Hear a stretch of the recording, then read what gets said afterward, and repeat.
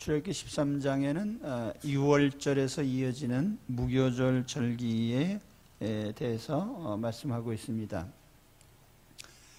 유대인의 절기 중에 3대 절기가 있어요. 유월절, 초막절, 오순절. 근데 가장 큰 절기는 유월절입니다. 그 유월절은 출애굽을 기념하는 절기입니다. 하나님이 어떻게 애굽에서 노예로 있던 이스라엘 백성들을 해방시켰는지 그것을 기념하는 절기가 유월절이죠. 하나님이 애굽에서 이스라엘을 붙잡고 있던 바로에게 10가지 재앙을 내리셨는데 그 마지막 재앙은 장자 심판의 재앙이었어요. 그래서 애굽의 모든 장자들, 가축까지, 이 장자라고 하는 것은 처음 난 것을 말합니다. 사람이든 가축이든. 그런데 애굽의 모든 장자가 다 죽임을 당했습니다. 장자가 죽임을 당했다는 것은 전체가 다 죽임을 당했다는 의미죠. 그런데 이스라엘 백성들은 그러한 장자 심판 가운데서도 한 사람도 죽지 않았습니다. 이스라엘의 소유한 것은 가축도 단 한 마리도 죽지 않았어요. 그렇게 된 이유는 하나님께서 이스라엘 백성들에게 어린 양을 잡아서 그 피를 문설주, 문 기둥과 문 위에 여기에다 다 이렇게 바르도록 했습니다. 그래서 죽음의 사자가 심판을 하기 위해서 다가오다가 어린 양의 피가 있는 집에는 그냥 통과했어요. 그 집에 들어오지 않고 통과했다. 그래서 이 통과했다라고 하는 것을 한문 글자로 유월이라고 합니다. 그래서 유월절 이렇게 얘기하죠. 죽음의 사자가 그냥 지나갔다. 영어로 하면 pass over입니다. 그냥 통과해버렸다. 그런 의미로 유월절이라고 이렇게 얘기를 하는 거예요. 그래서 이스라엘은 애굽에서 구원받은 그 날을 기점으로 해서 새로운 달을 시작합니다. 히브리 말로 아빕월, 1월 달이 유대 원력으로는 출애굽한 그 달로부터 절기를 시작하는 거예요. 그러니까 유월절은 사실은 새해가 시작되는 거죠. 정월 14일, 그죠? 1월 14일에 그 아빕월, 그 날에 이제 이스라엘의 달력이 시작이 되는 것입니다. 그리고 14일 저녁 유월절이 지나면 그 시간부터 이제 무교절이 시작이 됩니다. 한 주일 동안 누룩을 들지 않은 떡. 누룩은 죄를 상징해요. 그래서 누룩을 들지 않은 떡을 한 주간 동안 먹는데 그것은 이스라엘 백성은 거룩하게 구별된 백성이다. 그런 의미가 있습니다. 그래서 유월절과 무교절이 이제 유월절은 하루죠. 근데 유월절 저녁부터 해서 이제 한 주간 동안 무교절 절기가 지켜지는 거죠. 이것을 그 자손에게 대대에 시행하라고 했습니다. 유월절은 이 유월절과 무교절은 유대인의 최대 명절이에요. 근데 오늘 말씀에도 나오지만 이 의식을 하나하나 거행하면서 아들들에게, 딸들에게, 자식들에게 그 의미를 설명을 해주라고 합니다. 가령 유월절 명절을 지킬 때 어떤 식으로 지키느냐? 어린 양을 잡아서 그 고기를 쓴 나물과 함께 먹는데 먹을 때 그 복장은 어떻게 먹죠?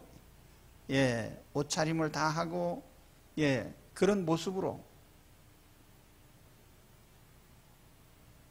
그러면서 우리가 왜 어린 양을 잡아서 먹어야 됩니까? 라고 묻는다면 설명을 해주는 거죠.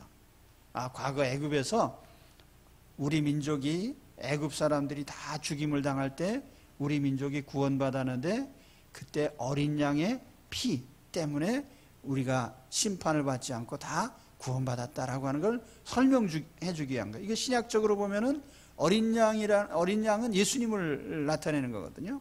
예수님의 십자가의 피로 우리가 구원받고 하나님의 심판으로부터 구원받은 것을 알려주기 위한 겁니다.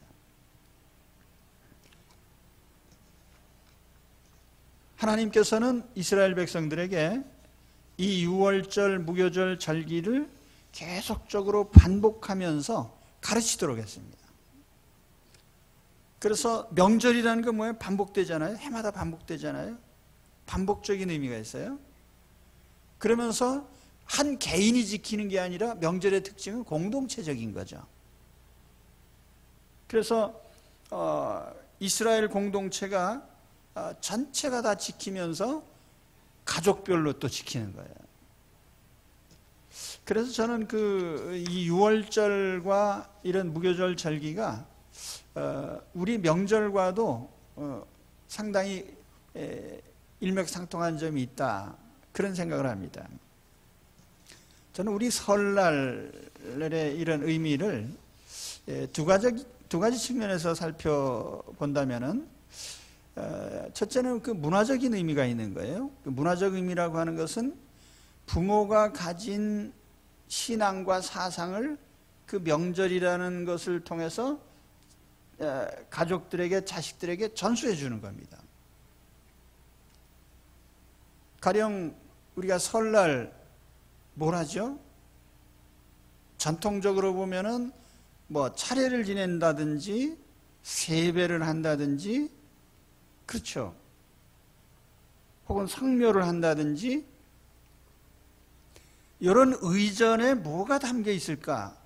거기에는 아주 중요한 사상의 전수가 있는 거죠. 예를 들면 유교적으로 볼 때는 효라고 하는 것, 어떤 부모를 중히 여기고 그 부모를 공경하는 그런 사상이 그 모든 의전에 담겨 있는 거예요. 예를 들어서 우리가 예수 안 믿는 사람들 제사를 지내잖아요. 그 제사는 한마디로 말하면 조상을 높이는 겁니다.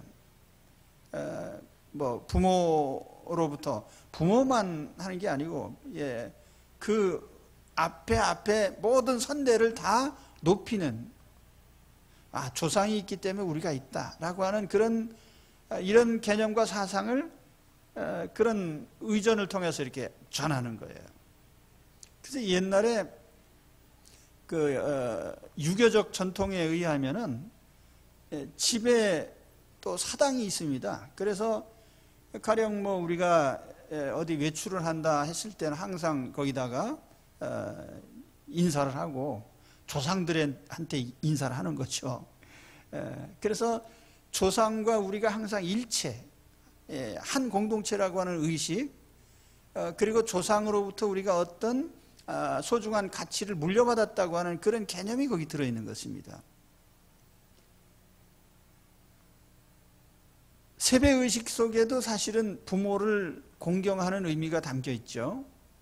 그렇기 때문에 아무 생각도 없이 우리 어린아이들이 그냥 세뱃돈 받으려고 세배하면 안 돼요. 그냥 깜빡 그냥 엎드렸다 일어나가지고 세뱃돈이나 기대하고, 우리 아이들, 그죠? 부모님이 정말 소중하고, 부모님을 존경하는 마음으로 세배를 드리는 겁니다. 세뱃돈 받으려고 하는 게 아니고.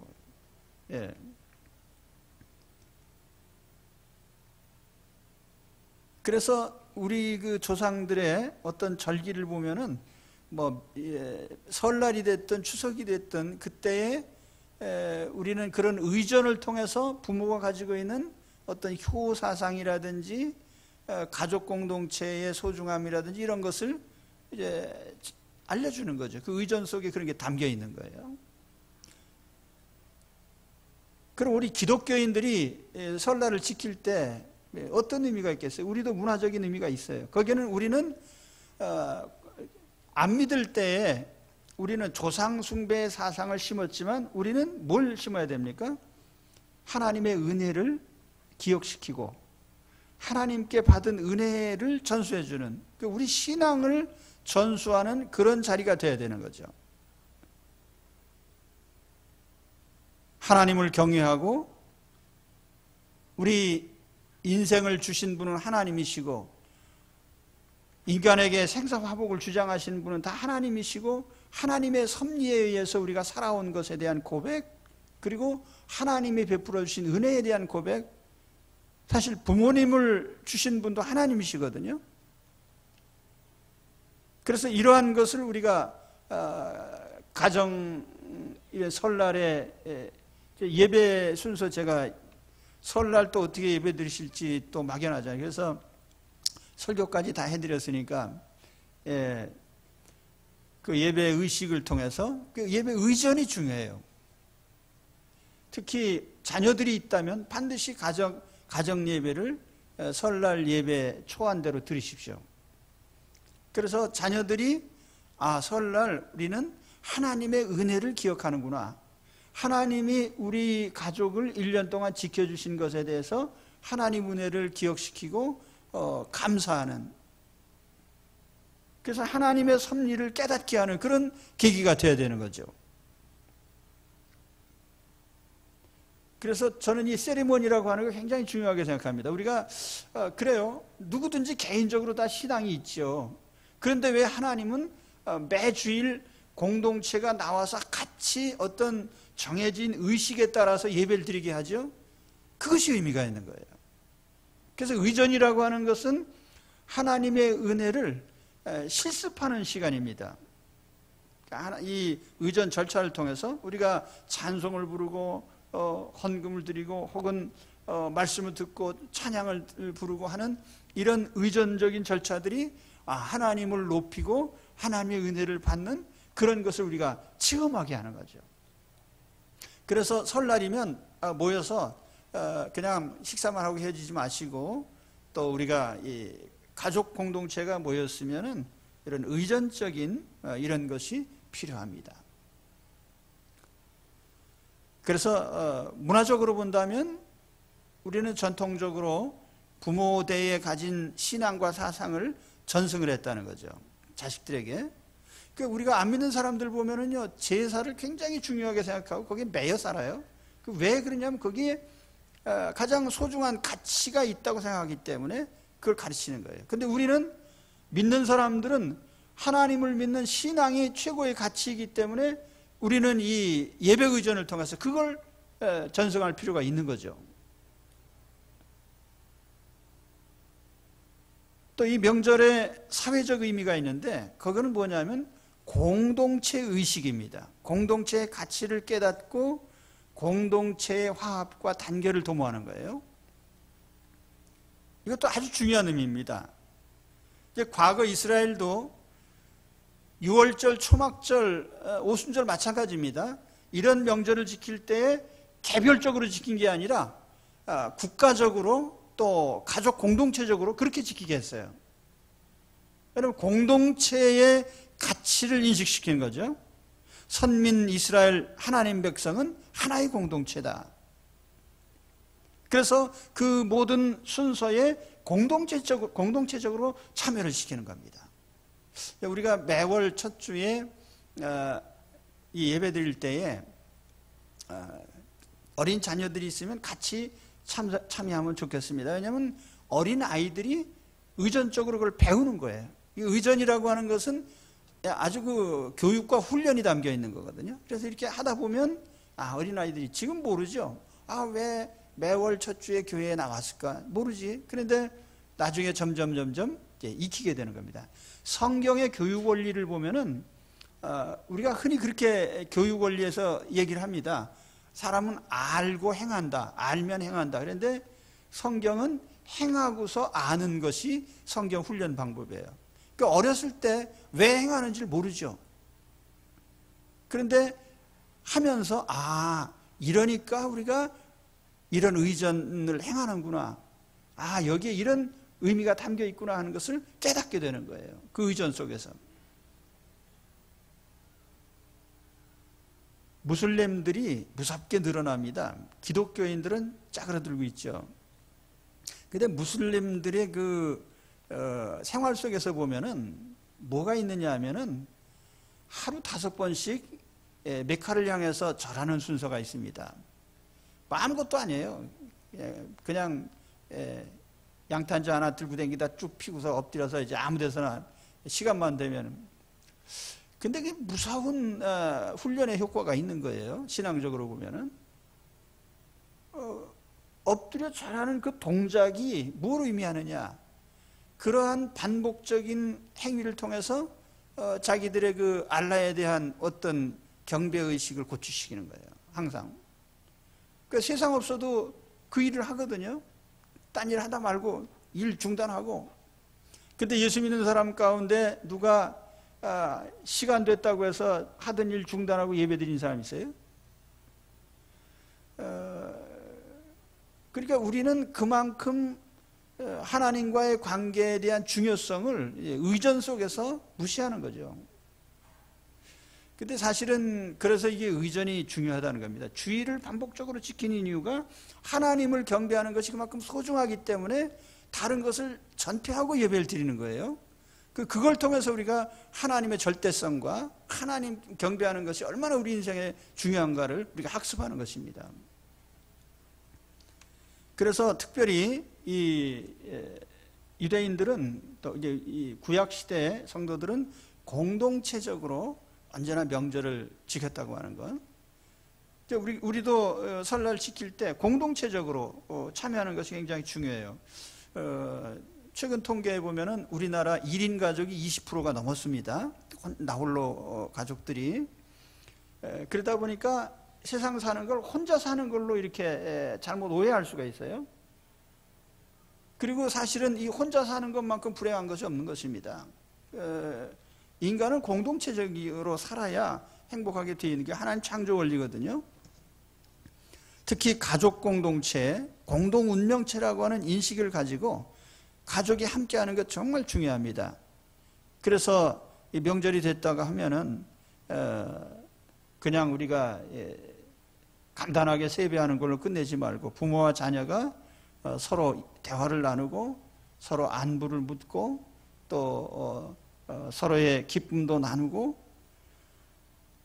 요즘 형제들이 많지 않으니까 명절에 모이면은 형제들끼리 서로 여러 이야기도 하고 교제도 하면서 괴로웠던 일도 함께 서로 나누고 기뻤던 일도 함께 나누고 가족 공동체의 가치를 체험하고 음미하는 그런 시간이 돼야 됩니다. 그래서 우리가 사실 그 명절 때 보면 뭐 윷놀이를 하잖아요. 그게 뭐 단순한 놀이기보다는 하나의 공동체의 화합을 위한 거예요. 또 서로 이렇게 나눔이 있는 것이죠. 그래서 우리는 이 명절을 우리 설날 유대인하고 우리 한민족이 비슷한 점이 많습니다. 이 설날이라고 하는 것도 이 그 원력 루나 캘린더 뭐라고 하죠? 음력으로 보면은 이게 출발을 하는 첫날입니다. 유대인들은 아비벌 출애굽을 기념해서 그날부터 해서 1월 14일 날 6월절 지키고 이제 이렇게 해서 그 절기를 지키는데 우리가 새해를 시작한다. 근데 이 명절을 통해서 무엇을 전수해요? 신앙과 사상을 전수하는 것이다. 또 공동체 의식을 강화하는 그런 명절의 의미가 있다라고 하는 것을 우리가 깨달아야 됩니다. 자, 그러면 이제 마지막으로 가정의 의전에 대해서 좀 말씀을 드리겠습니다. 명절에 가정 예배를 드리는 것이 좋겠습니다. 근데 저희는 이제 아이들이 다 커서 출가하고 하다 보니까 둘이 남았어요. 그래서 둘이 남아서 이거 의전 절차를 진행하는 것이 약간은 쑥스럽습니다. 어떤 때 이제 둘이 손잡고 앉아서 그냥 기도하고 이제 그러는데, 하여튼 우리가 어린 자녀들이 있으면은 그 예배적 의전을 반드시 행하는 것이 바람직하다. 그 다음에 만찬과 나눔, 이게 사랑의 교제죠. 이 음식을 나누는 것은 공동체 의식에서 제일 중요한 부분이에요. 그래서 반드시 음식을 나누는 그 절차가 있는 것이 좋습니다. 그리고 음식은 될 수 있는 대로 사다 먹는 것보다는 좀 해먹는 것이 좋겠죠. 그 부분에 대해서는 이제 할 얘기들이 많으실 거예요. 근데 아무튼 그 음식을 애찬을 나눈다는 것이 굉장히 공동체 의식에서 중요한 절차이다. 그 다음에 명절에 우리가 전통적으로 세배를 하잖아요. 저는 이 세배가 상당히 의미가 있다고 생각을 합니다. 부모님의 그 위치를 생각하게 하고, 그래서 다시 한번 그 부모님의 베풀어 주신 그 사랑과 은혜를 기억하면서 그걸 기억시켜 줄 수 있는 그런 것이겠네요. 왜 어린아이들이 묻잖아요. 왜 우리가 부모님께 세배를 하죠? 라고 물었을 때, 부모님은 아주 귀하신 분이고 은혜를 베푸신 분이기 때문에 높여드려야 돼. 그렇죠? 우리가 예배를 드리면서 하나님을 높이듯이 부모님에 대한 그것을 기억할 수 있는 그런 소중한 절차라고 생각합니다. 이제 마지막으로 한 가지 현실적인 문제인데요. 명절이 즐거워야 돼요. 명절은 결코 고통이 되어서는 안 됩니다. 그래서 우리가 이 설날이나 추석이나 명절을 지키면서 유대인들도 기본적인 그 명절의 개념은 페스티벌입니다. 축제예요. 굉장히 기쁨의 날이죠. 구원받은 날이고 하나님 은혜를 기억하는 날이니까요. 그래서 우리가 이런 즐거운 명절이 괴로운 명절이 되지 않도록 해야 되는데, 그 현실적인 문제에 있어서는 우리가 식사를 한다 그러면은 이거 혼자 다 준비하고 그렇게 되면은 아주 괴롭단 말이에요. 명절이 오는 것이. 그래서 특히 여성들이 그렇죠. 그렇기 때문에 우리 남자분들이 이런 점을 특별히 배려를 해야 됩니다. 명절날 음식장만 하느라고 괴롭지 않도록. 그리고 이 음식도 이 뭐 장남이니까 혹은 맏며느리니까 혼자 장만하시고 이러면 절대로 안 되는 것이고요. 공동으로, 요즘 세상에 공동으로 하는 거예요. 그래서 모든 가족들이 공동으로, 자식이 많으면 하나씩 이렇게 해서 하든지. 그래서 이 명절날 또 젊은 사람들은 음식을 잘 못해요. 그러다 보니까 이게 나이 든 분들이 힘들거든요. 그러니까 그렇다고 다 피자 시켜다 먹을 수도 없는 것이고.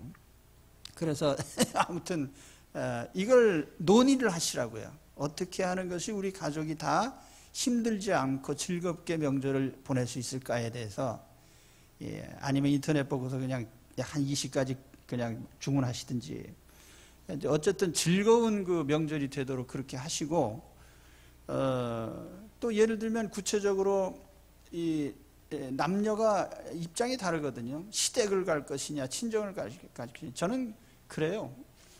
시대가 변하기도 했지만은 똑같은 가치가 있잖아요. 그래서 꼭 우리가 유교적인 관점에서 뭐 시댁을 가라 이렇게 하지 말고, 뭐 한번 올해는 뭐 시댁에 먼저 갔으면 다음에는 친정을 먼저 간다든지 해서 그런 공동의 가치를 서로 찾게 하는 것이 지혜롭단 말이죠. 그래서 반드시 그렇게 하세요. 그래서 즐거운 명절이 돼야 됩니다. 그래서 스트레스 명절이 되면은 명절이 의미가 없잖아요. 앞서 말씀드렸지만은 사상과 같이 신앙과 사상을 전수하고 공동체 의식을 가지고 명절 되면은 빨리 지나갔으면 하고 이렇게 하면 안 되겠죠. 즐거운 명절이 돼야지. 그래서 설날 잘 이런 의미들을 음미하면서 보내시기 바랍니다. 기도하겠습니다. 하나님 아버지,